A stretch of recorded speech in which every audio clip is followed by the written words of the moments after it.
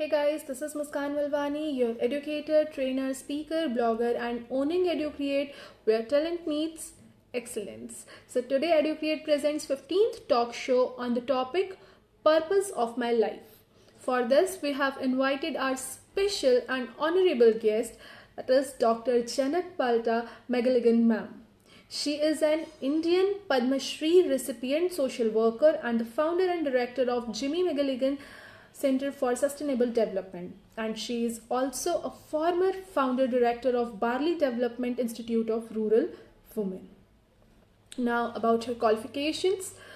She secured a master's degree, that is MA in English Literature, Political Science, Sangeet Visharad in Sitar, and MPhil in Political Science with distinction and a PhD. During and after her studies, she worked at various places such as the Provident Fund Office, at the High Court, and at the Center for Rural and Industrial Development. She is a global advisor, member for the Advisor Board of Solar Cookers International in Sacramento, co-founder of Jaivik Setu in Indore. She is an honorary secretary of Sangini Cancer Care Society Indore and has been member of Management Board of Chitrakoot University. She has also been associated with UNICEF as resource person for the National Institute of Public Cooperation and Child Development. That is in IIM Indore, IIT Bhubaneswar, Prestige Institute of Management Indore, Indus World School, Chaitram International School, Pragya Girls School, MGM Medical College, Indore Dental College and Hospital. So this is all about our today's guest. I have made a short video clip. Have a look. And after that, I would like to request Janak ma'am to share her views on this topic. Over to you, ma'am. मुस्कान वलवानी, मैं बहुत खुश हूँ कि आपने मुझे आज अपने साथ चर्चा करने के लिए बुलाया है और आपने ये इच्छा प्रकट की कि मैं मेरे जीवन का पर्पस क्या है इस विषय में बात करूं। तो मैं यहाँ से शुरू करती हूँ कि मेरा पूरा नाम जनक पल्टा मगिलिगन है। माता पिता, मेरा जन्म जालंधर में हुआ था।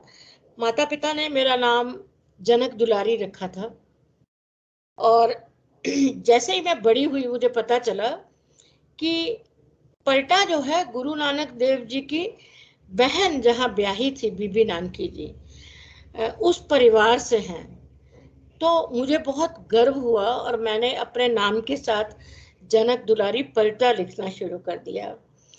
उसके बाद जब मेरी शादी हुई, क्योंकि मेरे हस्बैंड आयरिश, तो मेरा शादी का जो सरनेम है मगिलिगन है।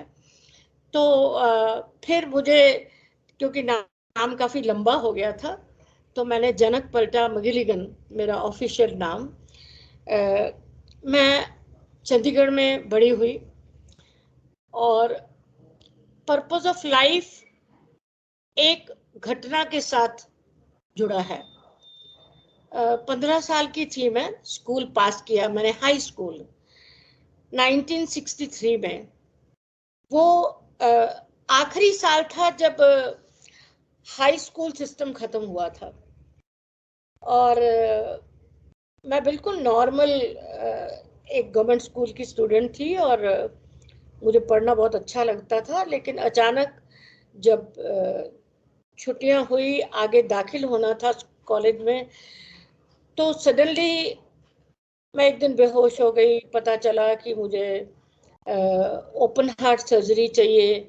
तो मुझे चंडीगढ़ में पीजीआई, एक सबसे बड़ा हॉस्पिटल नया बना था उस टाइम, तो उसमें रखा गया 1 साल और लगभग 9 महीने तक मुझे वो इलाज करते रहे, टीके लगाते रहे, दवाइयाँ लगाते रहे, लेकिन मुझे बता नहीं रहे थे मेरा ऑपरेशन कब करेंगे।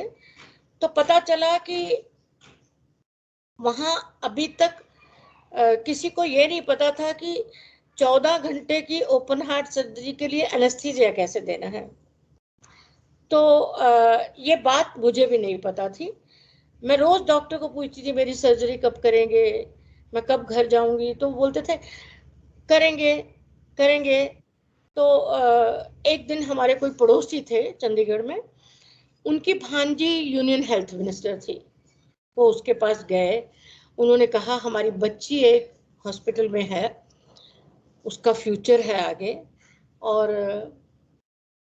कारण क्या है कि उसकी सर्जरी ना हो रही है, ना उसको पता है क्या हो रहा है। तो जांच करवाई गई हेल्थ मिनिस्ट्री ने, तो ये पता चला कि एनेस्थीसिस्ट ऐसा चाहिए जो 14 घंटे एनेस्थीसिया दे सके। तो उस टाइम कनाडा से एक भारतीय डॉक्टर भट्टाचार्य एनेस्थीसिस्ट को बुलाया गया, मुझे एनेस्थीसिया दिया गया, और उस एनेस्थीसिया के देने पर वहाँ के सभी एनेस्थीसिस्ट की ट्रेनिंग भी हुई ऑन दी ऑपरेशन टेबल और सर्जरी में।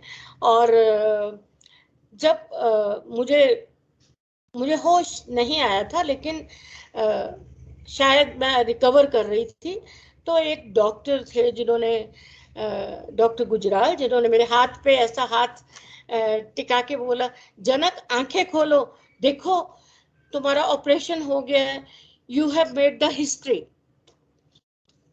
तो सक्सेसफुल ऑपरेशन हो गया।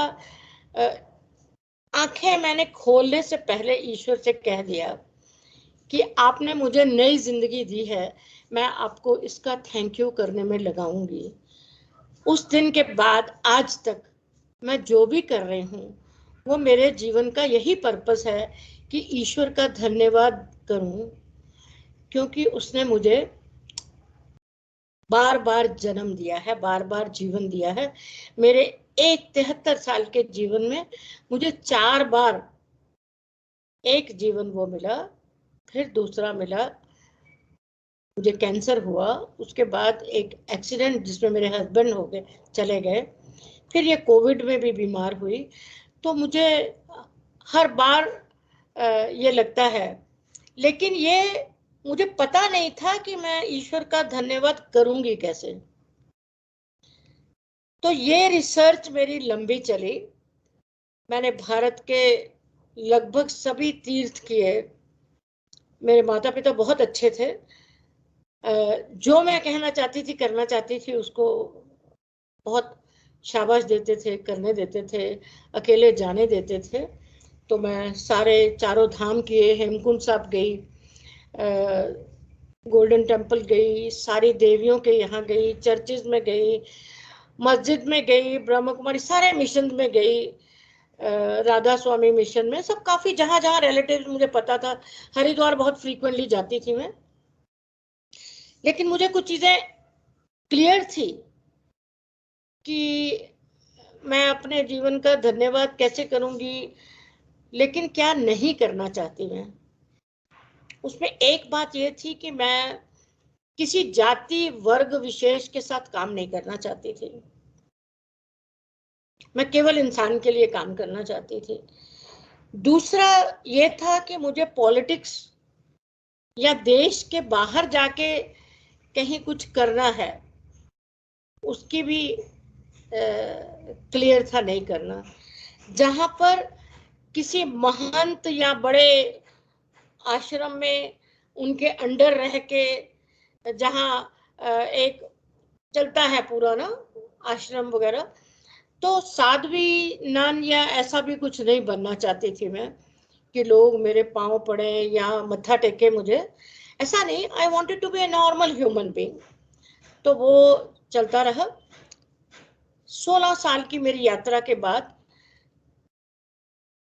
मैंने बहाई धर्म स्वीकार किया। जब मुझे पता चला कि बहाई एक ऐसा धर्म है जो मैं मानती हूं आज तक, वो वो वही है।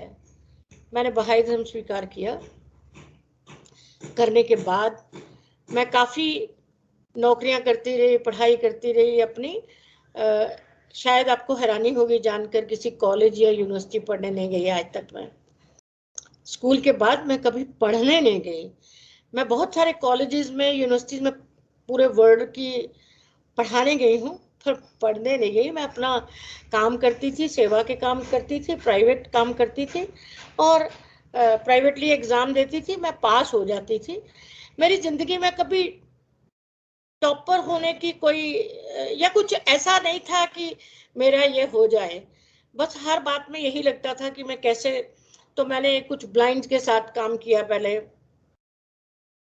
फिर कहीं एक ऐसा हादसा हुआ जिसमें आग लग गई थी एक बाजार में, तो वहां कुछ टेलर्स को रीइंस्टेट करने के लिए छोटे छोटे करती थी, लेकिन मुझे ऐसा लगता था कि ये मैं जैसे थोड़ा पार्ट टाइम थैंक यू कर रही हूँ परमात्मा को, फुल टाइम थैंक यू वाला जीवन जीना चाहती थी।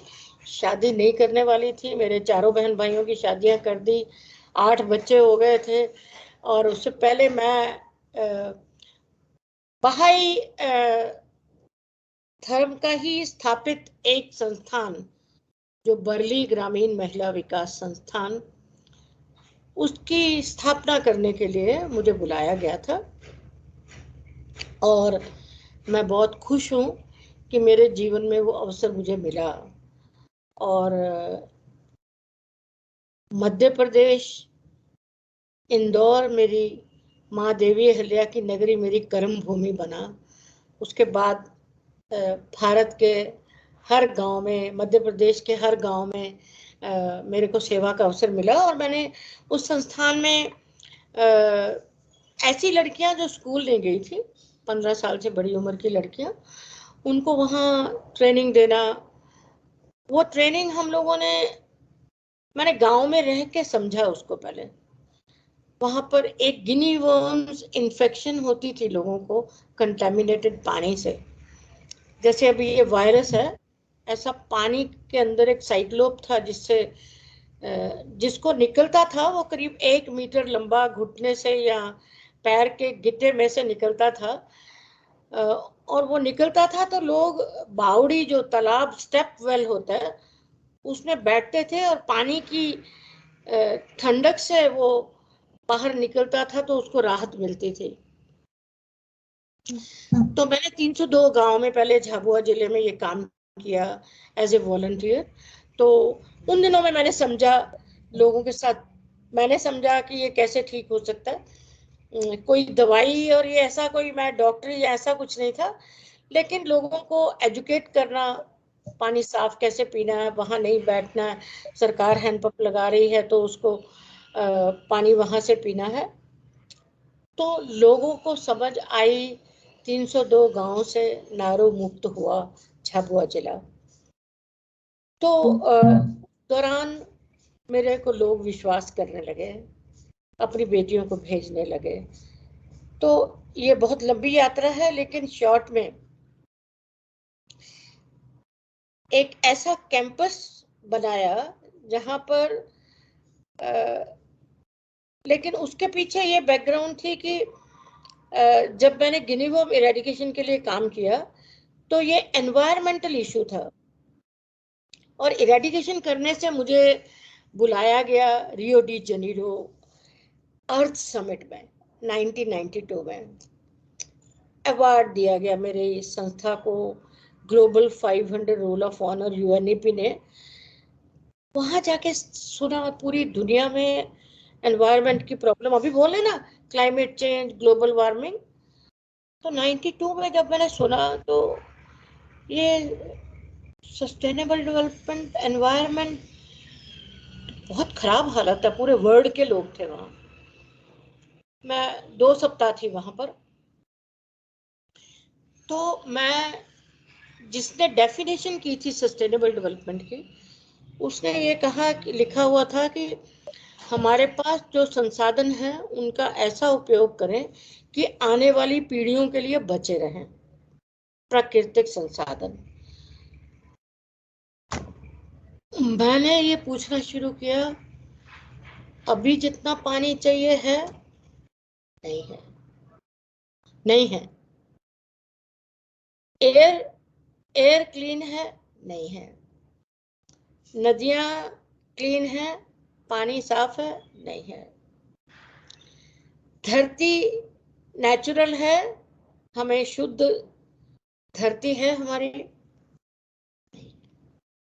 तो जब हमारे पास है नहीं, देंगे कहां से? वहां से मैं ये वायदा करके आ गई उस ईश्वर के साथ जिसको मैंने कहा था थैंक यू करूंगी। मैं अपना जीवन ऐसा बिताऊंगी जिसमें मैं ये सब पर्यावरण के साथ, प्रकृति के साथ उनको उनको हानि नहीं होगी, ऐसा जीवन जीऊंगी। तो ये यहाँ सस्टेनेबल डेवलपमेंट की बात शुरू होती है। और मेरे हस्बैंड ने 3 साल बाद मेरी शादी हुई। वो ब्रिटिश थे, आयरिश थे, वो भी बहाई थे। तो हमारी शादी का मुख्य कारण यही था कि वो भी सेवा देना चाहते थे। मेरे माँ बाप ने बहुत अच्छे से हमारी शादी चंडीगढ़ में की और हम दोनों ने मिलके ऐसा कैंपस बनाया वो 6 एकड़ जमीन में, जहां पर जो सस्टेनेबल है, जो जीरो वेस्ट था, उगा के खाते थे, कचरा बाहर नहीं देते थे, और वहाँ कोई भी चीज ऐसी नहीं थी जो पर्यावरण को नुकसान करती थी। पेड़ लगाना, पौधे लगाना, सब्जियां लगाना, खाने के लिए लगाना। तो 6 एकड़ कैंपस में ज्यादा कोशिश की।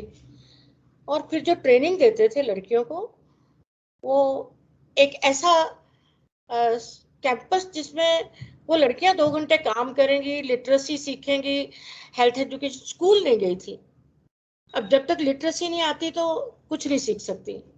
लिटरेसी सीखेंगी, हेल्थ एजुकेशन सीखेंगी, एनवायरनमेंट सीखेंगी, कोई वोकेशनल स्किल, ये बाटिक प्रिंटिंग है, ब्लॉक प्रिंटिंग है, सिलाई कटाई है, हैंडीक्राफ्ट्स है, सोलर फूड प्रोसेसिंग है।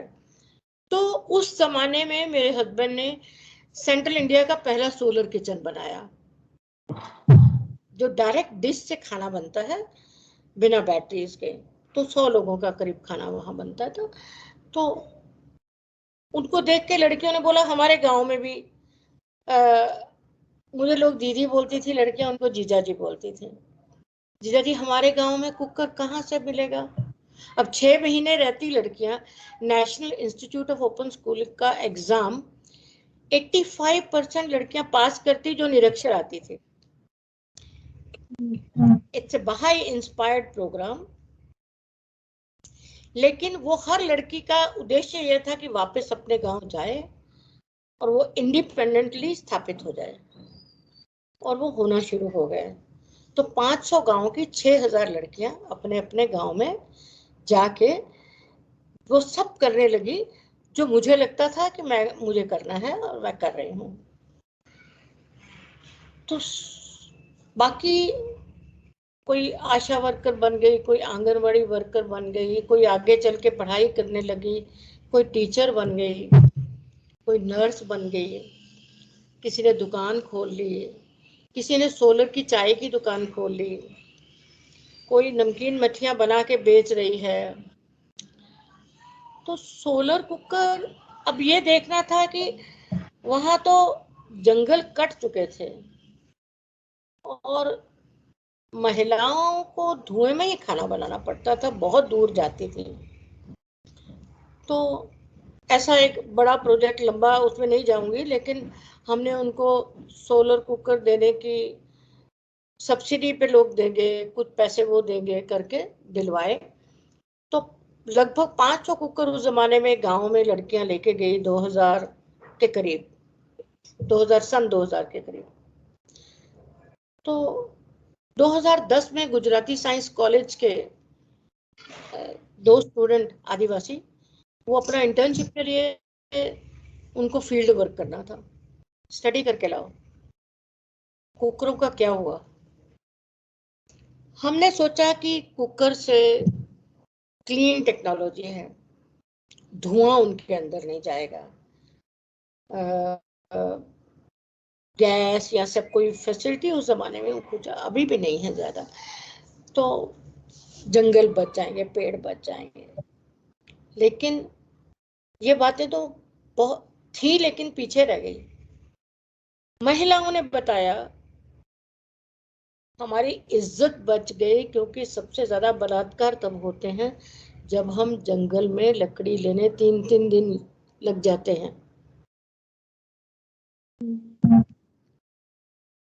मुझे नहीं पता था। सोलर कुकर का संबंध महिला की इज्जत से है, मुझे पता चला। फिर उन्होंने बताया कि हम भारी लकड़ी उठा के जब चलते हैं तो हमारा बच्चा गिर जाता है एडवांस प्रेगनेंसी में, ये भी नहीं पता था। तो हवा में बात करना एनवायरनमेंट की, सस्टेनेबल डेवलपमेंट की, लेकिन सस्टेनेबल डेवलपमेंट का एक सबसे सीधा तरीका है, आप डेवलपमेंट मत कीजिए, आप सस्टेनेबल इंसान बना दीजिए या उनको ऐसी ट्रेनिंग दीजिए, आप पहले खुद बने, वो आपको देख के बने। तो वो ऐसा जीवन जिया किया और वो इस तरह से चला। तो वो कैंपस आज तक नगर निगम को वहां से कचरा नहीं गया है। सबसे बड़ा एग्जाम्पल है, एक समय आया मेरे हस्बैंड और मैंने तय किया कि हम लोग संस्था, शुरू से हम ही लोग चला रहे थे, मैनेजर थे, मैं डायरेक्टर थी, अभी कुछ किसी को तैयार करके छोड़ दें ताकि सस्टेनेबल संस्था सस्टेन करती रहे, जो सतत चलता रहे हमारे बिना भी। प्लानिंग कर रहे थे और फिर हमने यहाँ ये जमीन ली, आधा एकड़, अपना घर बनाया। मेरे हस्बैंड ने घर बनाते वक्त सबसे पहले उन्होंने एक सोलर और विंड पावर लगाया, जिससे 50 आदिवासी परिवारों को पिछले 10 साल से बिजली, स्ट्रीट लाइट्स दे रही हूँ मैं फ्री। और आधा एकड़ जमीन पर हमारी ही एक स्टूडेंट ट्रेनी जो 24 साल से वहीं थी संस्था में, वो, उसके हस्बैंड और 2 बच्चे गोदी में, तो वो, उसने कहा आप रिटायर होंगे हम साथ में जाएंगे। तो उनके साथ मैं यहाँ रहती हूँ, आधा एकड़ जमीन पे अपना उगा के खाते हैं, बाजार से नमक, तेल, शक्कर, चाय पत्ती, शक्कर मैंने गुड़ या कुछ ऑर्गेनिक वो भी, और 13 प्रकार के सोलर कुकर हैं मेरे पास, एक सोलर किचन है, सोलर वाटर हीटर है। तो एक तो ये काम किया कि बाजार नहीं जाना, जो भी कचरा है बाजार से आता है सामान के साथ। पैकिंग, हर चीज पैकिंग में आती है, प्लास्टिक मुक्त। फिर ये मेरे जीवन में कचरा दान नहीं है, क्योंकि मैं कचरा नहीं करती हूँ, क्योंकि मुझे समझ आ गई है ये बात की मेरे जीवन का उद्देश्य पर्यावरण बचाना है। पर्यावरण बचाना है। मैं पूछती हूँ, क्या हम इस दुनिया में कचरा करने आए हैं? पर्पस ऑफ लाइफ जीवन में कचरा ही करना है?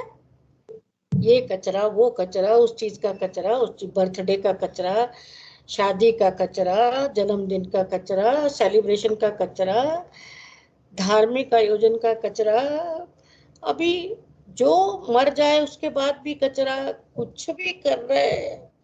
प्लास्टिक बोतल, किस, एक स्टील की बोतल साथ पे रखती हूँ, एक ग्लास साथ में रखती हूँ, तो प्लास्टिक डिस्पोजेबल नहीं है। और मुझे गर्व है कि कपड़े का रुमाल रखती हूँ, क्योंकि पेपर नैपकिन, टिश्यूज ये सब भी यूज नहीं करती हूँ, केमिकल भी यूज नहीं करती हूँ। मैं सुबह अपना वज्रदंती के साथ अपने दांत साफ करती हूँ, एलोवेरा से नहाती हूँ, एलोवेरा और हिबिस्कस से अपने बालों की, हेयर कंडीशनर है मेरा, और मैं घर में केमिकल यूज नहीं होते हैं। गाय है, गाय का परिवार है, घर में अरीठा से बर्तन धो लेते हैं और कुछ गाय के कंडे की राख के। तो ये साबित हो गया है कि हम कचरा मुक्त रह सकते हैं। तो मुझे इंदौर का 5वां साल है जब ब्रांड एम्बेसडर स्वच्छता का बनाया, रियूजेबल थैला। और आज मुझे जो गर्व है इस बात का कि यहाँ आने के बाद मैंने 86,000 बच्चों को कोविड पीरियड से पहले सस्टेनेबल डेवलपमेंट आधे दिन की फ्री वर्कशॉप दी है। वो बच्चे सारे कॉलेजेस के, आपके माता गुजरी के भी, दिल्ली कॉलेज, एमरल्ड के, सेंट रेफल, सारे, कोई स्कूल ऐसा नहीं, गवर्नमेंट स्कूल भी, प्राइवेट भी। बच्चों को ये नहीं पता कि ये पत्ता गोभी है या मूंग की फली है लगी हुई खेत में, और उनको पेड़ों की, पौधों की पहचान नहीं है। तो ये जो समझ आने लगी धीरे धीरे, उससे जीवन में वो बच्चे सारे स्वच्छता अभियान में काम किया उन्होंने, मेरे अंडर नहीं। मैं मेरा कोई सिस्टम नहीं है। आप आए, आप जानना चाहते हैं, देख लीजिए, जो मेरी बात आपको समझ आती है तो कर लीजिए। लेकिन मैं बोलती रहती हूँ लोगों के बीच में बैठ के। अभी इसी तरह से जैविक सेतु बना, जहाँ ऑर्गेनिक सामान मिलता है सारा, ऑर्गेनिक किसानों के लिए। अभी गांव में भी यहाँ कुछ कुछ लोग ऑर्गेनिक करने लग गए हैं। अभी क्या है, हम अपने ब्यूटी पार्लर पे जाके पैसे खर्च करते हैं पर कहते हैं ऑर्गेनिक महंगा है।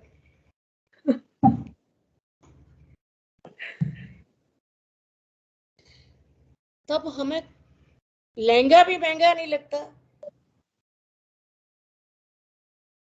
लेकिन खाने की चीज जो शुद्ध है वो महंगी लगती है।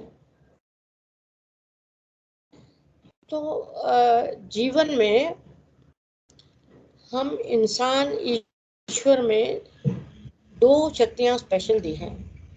एक शक्ति है आत्मा, इनर वॉइस। दूसरी शक्ति है विवेक, to make a choice, sustainable choice, जो हमें अच्छा और बुरा का फर्क बताती है, भला बुरा, गंदा साफ। ये शक्ति सिर्फ इंसान को मिली है।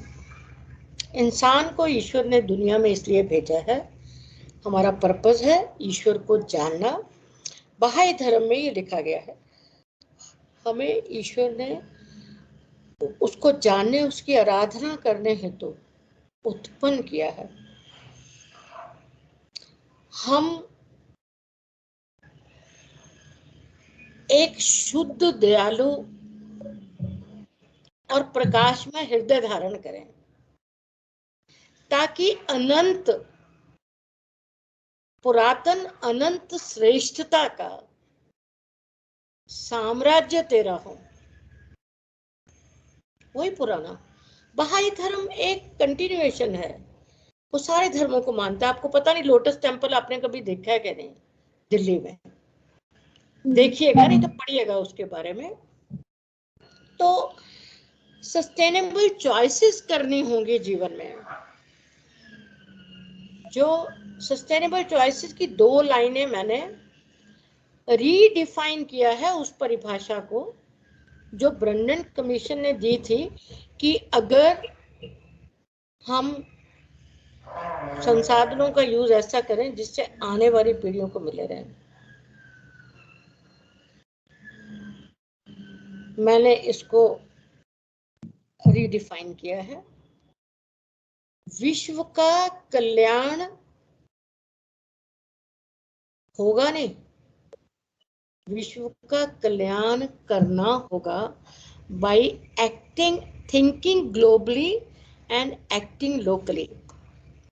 मैं यहाँ, मेरे लिए, ये मेरा परिवार, मेरा गांव, मेरा मोहल्ला, मेरी टाउनशिप, मैं खुद अपने आप को कैसे सस्टेन करूं एक इंसान की तरह, जो विवेक से निर्णय लेता है, जो गंदगी नहीं करता। और गंदगी केवल ये कचरादान वाली नहीं है। अरे रिश्तों का कचरा करते हैं, प्रेम का कचरा करते हैं, पड़ोस का कचरा करते हैं, शादी में कचरा करते हैं, शादी का कचरा करते हैं करने के बाद फिर सब। अभी ये जो एक हमारे पास अभी जो तुम ही हो माता पिता, तुम ही हो बन गया है, ये फोन की गलती नहीं है। ये हमारे पास एक विज्ञान का इंस्ट्रूमेंट है, पर ये हमारे जीवन का उद्देश्य नहीं है। इसको यूज करें। तो ये अभी सेल्फी लेते हैं पूरा टाइम, हमें सिर्फ अपनी ही फोटो देखना है पूरा टाइम। कितने सेल्फिश है हम लोग। और सेल्फी लेने वाला जो इंसान है, वो अब जो सेल्फी ले रहा है उसका फोटो बड़ा आता है, जिसकी सेल्फी ले रहा है जिसके साथ, उसका इतना सा आता है पीछे। हमारा पूरा जीवन भी इसी तरह से है। हम बड़े दिखने चाहिए, हम दिखने कैसे चाहिए, सारा जीवन उसी में लगा देते हैं।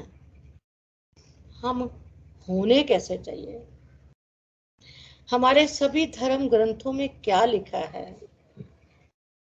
कैसा होना चाहिए। हमें एक इंसान का जीवन मिला है। एक वाक्य मैंने आपको बताया सस्टेनेबल डेवलपमेंट का, कि विश्व का कल्याण कैसे होगा, थिंक ग्लोबली एक्ट लोकली। दूसरा है प्राणियों में सद्भावना, समस्त प्राणियों में सद्भावना। प्राणी कौन है? मैं, आप, पहले इंसान। इंसान को सर्वश्रेष्ठ बनाया है। बाकी प्राणियों के अंदर सद्भावना करने के लिए पशु जीव जगत, पेड़ पौधे, प्रकृति, फिर आता है हमारा पृथ्वी और उसके नीचे की दुनिया, पानी, सारा अभी जो भी मिल रहा है। अगर हम सिर्फ बैंक में पैसे जमा नहीं करेंगे तो लेने कैसे जा सकते हैं? हम ना, हमारा जो पर्यावरण का बैंक है वो डेफिसिट हो गया है। घाटा पड़ता है ना, कहते हैं ना बिजनेस में घाटा पड़ गया, दुनिया को घाटा पड़ गया। और कोरोना ने दिखा दिया है कि घाटा कितना पड़ा। ऑक्सीजन नहीं मिली, इम्यून सिस्टम पे रोने लगे। अब समय, कोरोना सिर्फ ये समझाने के लिए आया है। मैंने केवल ये सोचती हूँ कि मैं क्या कर सकती हूँ। मैं हर साल मेरे जन्मदिन पे जितने साल की होती हूँ पेड़ लगाती हूँ, जहाँ जाती हूँ पौधे का गिफ्ट देती हूँ। मुझे कोई प्लास्टिक का गिफ्ट नहीं दे सकता। मैं ये देना लेना ये सब बहुत ज़्यादा उसमें विश्वास नहीं है मेरे को। मैं सारे त्योहारों को शुद्धता से बनाती हूँ। होली के प्राकृतिक रंग बनाना सिखाती हूँ, सोलर से खाना बनाना सिखाती हूँ, प्रेम करना सिखाती हूँ, करती भी हूँ। और शांति बनाने में भी हमारी कुछ आध्यात्मिक बीमारियां हैं, आत्मा की बीमारियां हैं। आत्मा की बीमारी सबसे बड़ी है हमारे अंदर अहम, ईगो। दूसरी है ईर्ष्या, बहुत सारी है, अन्याय, पूर्वाग्रह, भेदभाव करना। अब ये सारी बातें जो हैं मेरे सस्टेनेबल डेवलपमेंट की सारी उसी के साथ जुड़ी हुई बातें हैं। हम इंसान, ईश्वर ने हमें भेजा है, जब तक इंसान रहेगा ईश्वर रहेगा, क्योंकि वो हमारे अंदर है। और कभी भी ऐसा नहीं होगा कि ईश्वर इंसान को अकेला छोड़ता है। हर युग में अपने अवतारों को, महापुरुषों को भेजता है, लेकिन इंसान ईश्वर को छोड़ के जिंदा रहना चाहता है। और महिला पुरुष की बात भी यहाँ करना चाहती हूँ। एक ये भेदभाव बहुत खतरनाक है। हमारे बहाई धर्म में कहा गया है कि मानवता एक पक्षी है, स्त्री पुरुष उसके दो पंख है बराबर के। वो पक्षी सांझी शक्ति से उड़ता है, वो कॉम्प्लीमेंट्री है, वो रूलिंग और अपोजिशन पार्टी नहीं है। भेदभाव मत करो, बेटी बेटे का भेदभाव मत करो। बेटी बचाओ, बेटी बचाओ, बेटी बचाओ। वक्त आ गया बेटों को बचाओ, बलात्कार नहीं करें, नशा नहीं करें, लड़कियों पर हमले नहीं करें, बुजुर्गों की चेन नहीं खींचे, उनको आश्रम में नहीं फेंक के आए, पड़ोसियों की इज्जत करें, विश्वास पैदा करें। बेटी भी ऐसी होना, बेटी अच्छी बहू बने, बेटा अच्छा जवाई बनाए, और ये तू लड़की वाला मैं लड़के वाला ये भी छोड़ दें, है ना। औरतों ने जितना औरतों का नुकसान किया है, जितने सामाजिक देने लेने के रिवाज हैं, विधवा औरत है उसको ये नहीं करना चाहिए, वो करना चाहिए, अब वो के कौन से ग्रंथ में लिखा है ये? किसी आदमी ने औरतों के खिलाफ ये नियम नहीं बनाए हैं, औरतों ने बनाए हैं। अब तीन बातें अंत में आपको ये भी कहना चाहती हूँ। अभी गाने बज रहे हैं, ए वतन ए वतन,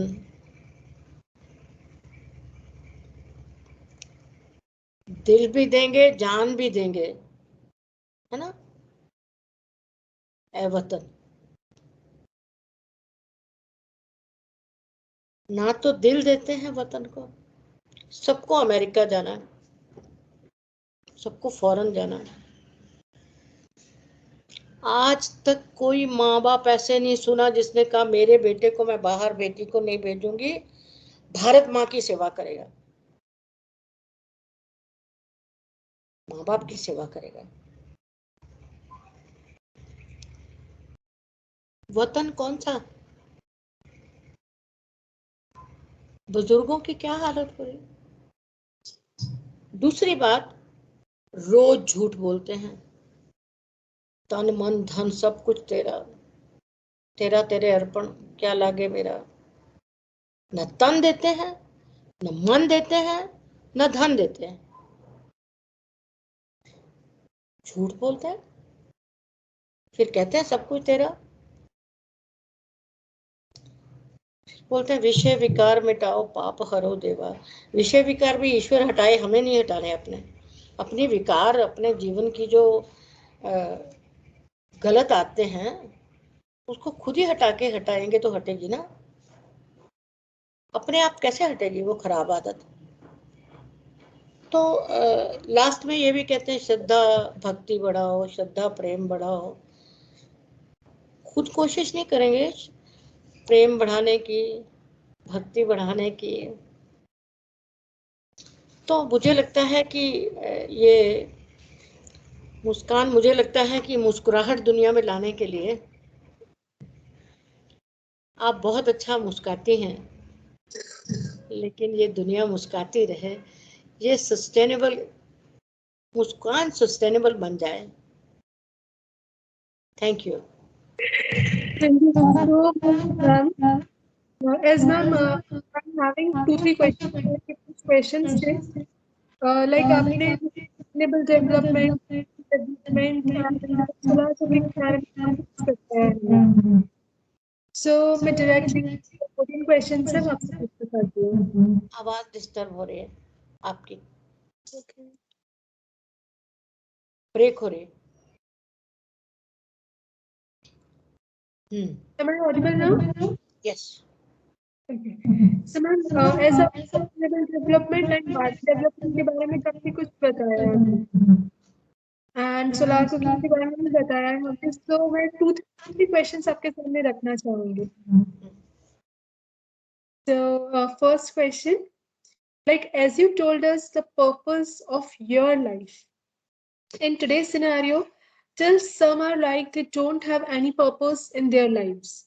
For an example, they have so many degrees, but they don't know that what exact they should have to do in their life. Please give some suggestions. देखिए, मुझे तो ये लगता है कि ये बहुत ही पर्सनल क्वेश्चन है, लेकिन मेरी जो समझ है कि इंसान हर धर्म में बताया गया है, कर्म करने की बात कही गई है, भगवत गीता में कहा गया है, जैसा खाएंगे वैसे विचार बनेंगे, जैसे विचार होंगे वैसे कर्म होंगे, जैसे कर्म होंगे कर्मों पे संयम रखना होगा, कर्म करें फल की आशा ना करें। पर्पस बता दिया, कर्म है। गुरबानी में भी लिखा है, अव्वल अल्लाह नूर उपया कुदरत के सब बंदे, एक नूर ते सब जग उपजो, कौन पले कौन मंदे।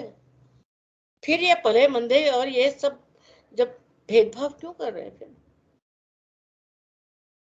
फिर कहा गया है उसमें, मानस की जात सबे एक पहचान हो। फिर ये भी कहा है, ताक्यो मंदा आखे जिस जान जने राजान। सब चीज बाइबल में भी कहा, लव दाई नेबर, अपने से ज्यादा अपने पड़ोसी को प्रेम करो। और हर जगह घट घट में राम है, घट घट में श्याम है, और भगवान राम ने त्याग करके दिखाया माता पिता की आज्ञा का पालन करने के लिए। उन्होंने हमें सिखाया कि प्रजा कितनी इम्पोर्टेंट होती है।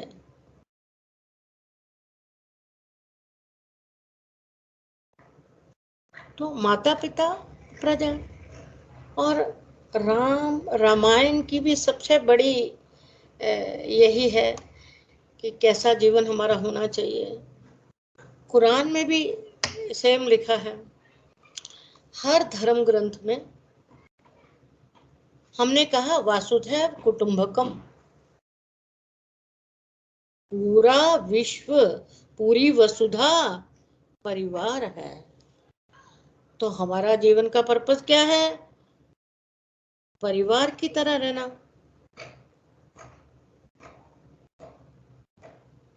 तो हम परिवार की तरह रहें, शांति से रहें। हम जानवर तो है नहीं जो एक दूसरे को खा जाएंगे। क्या खाना है, कैसा रहना है। Purpose of life is to परमात्मा को जाने पहचाने, उसके रास्ते पर चले। मानवीयता, अगर ईश्वर को भी नहीं मानते तो पर्पस ऑफ लाइफ इज मानवीयता, और ये सृष्टि, इसका संरक्षण करना है। पैसे जमा पड़े रह गए लोगों के, ऑक्सीजन सिलेंडर नहीं मिल रहा था।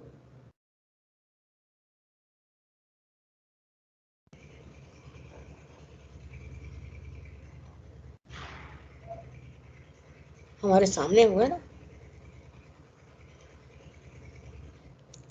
तो अभी लड़ लड़ के देश एक दूसरे को हमला कर करके मार रहे हैं,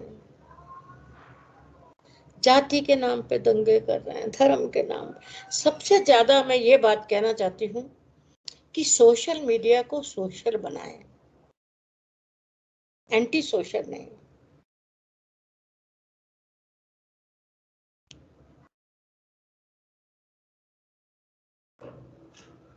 और कोई क्वेश्चन है आपका? Yes, ma'am.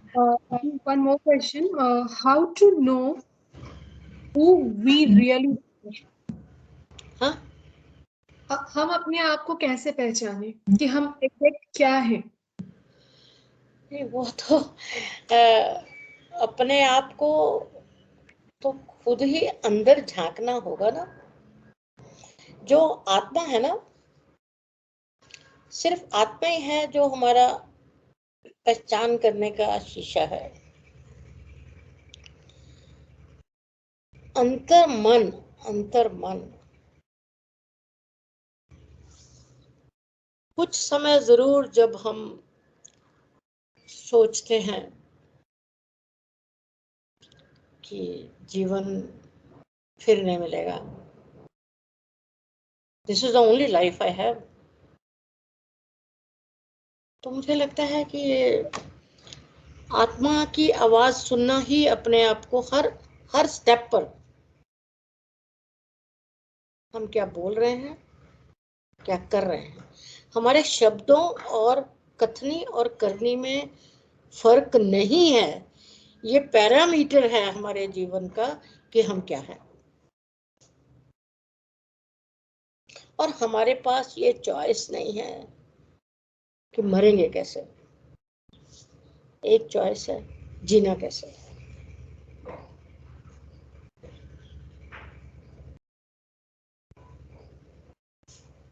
So, ma'am, your next question. Why is it so hard to find purpose of our lives? हमारी लाइफ पे जो हम क्यों इतना ज्यादा हार्ड है कि हम अपनी लाइफ का पर्पस चूज कर सके? हार्ड नहीं है, हम अपनी प्रायोरिटी नहीं बनाते और हम परिवार में ये मिलकर बैठते नहीं, बात नहीं करते। बच्चों, हम खुद माता पिता रोल मॉडल नहीं हैं, तो हमारे बच्चों को भी हम नहीं सिखाते। और मटेरियल, भौतिक, बाहर को संवारने में लगे हैं, अंदर को बंद करके रखते हैं सब अंदर को ढक के रखते हैं। Okay, so ma'am, your last question is, ma'am, sorry, Janak Dadi, as you are an expert global advisor. So, being an educator, I would like to ask about the better child development. Better, Child development. हाँ, child development का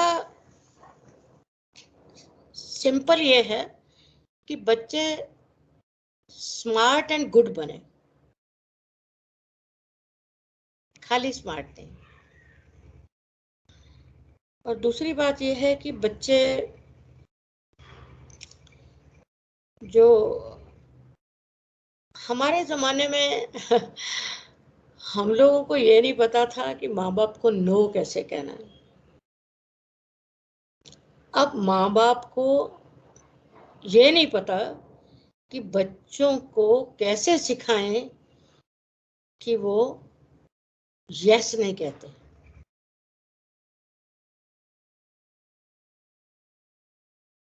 तीसरी बात है कि आम तौर पर बच्चों को ये पढ़ाई, कंपटीशन, नंबर 1 टॉप, उसमें आने के ऊपर ज़्यादा जोर है, पर वो अच्छे इंसान बने इस पे जोर नहीं है। एक बात अक्सर देखी है मॉडर्न पेरेंट्स की कि वो बच्चे को ये पूरा टाइम बोलते हैं don't do that, don't do this, don't do that. उनके पास बच्चे के लिए डू लिस्ट नहीं है कि what the child has to do. What do you want your child to do? Do list बनाइए। आप क्या सोचते हैं बच्चा क्या होना चाहिए आपका?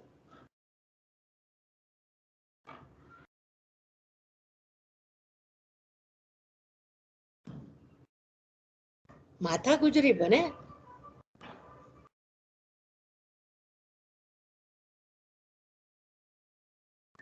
पिता भी दशमेश पिता बने, वो भी ऐसे पिता बने जो पिता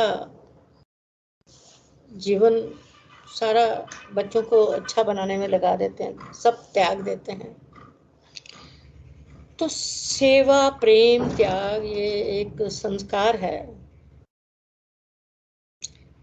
माँ बाप अगर ऐसे खुद मॉडल नहीं है तो बच्चे ऐसे कभी नहीं बनेंगे। बच्चे सुनते नहीं, बच्चे देखते हैं।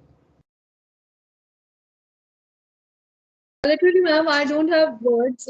Really, now I'm speechless because आपने जो चीजें बताई, आपने जिस तरह से इंस्पायर किया, जो जो चीजें आपने बताई हम लोगों ने कभी वो सोची भी नहीं थी। लाइक लोगों का पर्पस लाइफ में होना कितना जरूरी है, ये आज मुझे भी पता चला। और जो हमारे व्यूअर्स होंगे जो देखेंगे, और जो सबसे बेस्ट मेरा जो पूछना था चाइल्ड डेवलपमेंट के बारे में, उसके बारे में बहुत कुछ तो नहीं बट इतना जरूर समझ में आया कि पेरेंट्स को ही सबसे पहले एक रोल मॉडल बनना चाहिए अपने बच्चों के लिए। सो लाइक एज आज से मैंने अपनी ग्रैंड मदर आपको माना है, सो यस आपके अंडर मुझे बहुत सारी चीजें सीखने को मिलेगी, और मैं चाहूंगी कि मैं सनावद विलेज आकर आपका पूरा जो फार्म है, जो भी एरिया है, सब कुछ विजिट करना चाहूंगी, सब कुछ देखना चाहूंगी, और बेकायदा वो सारी चीजें प्रैक्टिकली एक्सपेरिमेंट भी करना चाहूंगी मैं। जरूर करना चाहिए, आप कर लेंगे। जब आदमी सोचता है, पहले सोच आती है फिर कर्म होते हैं, विचार आता है तो कर्म होता है, फिर जरूर होगा। क्योंकि कोई भी मैंने भी ऐसा नहीं है कि सब कर लिया है, लेकिन मैं खुश हूं कि ईश्वर करवा रहा है। Thank you so much for giving your precious time, for coming on this platform. It's no word for you. Thank you, thank you, Thank you so much, ma'am. Thank you.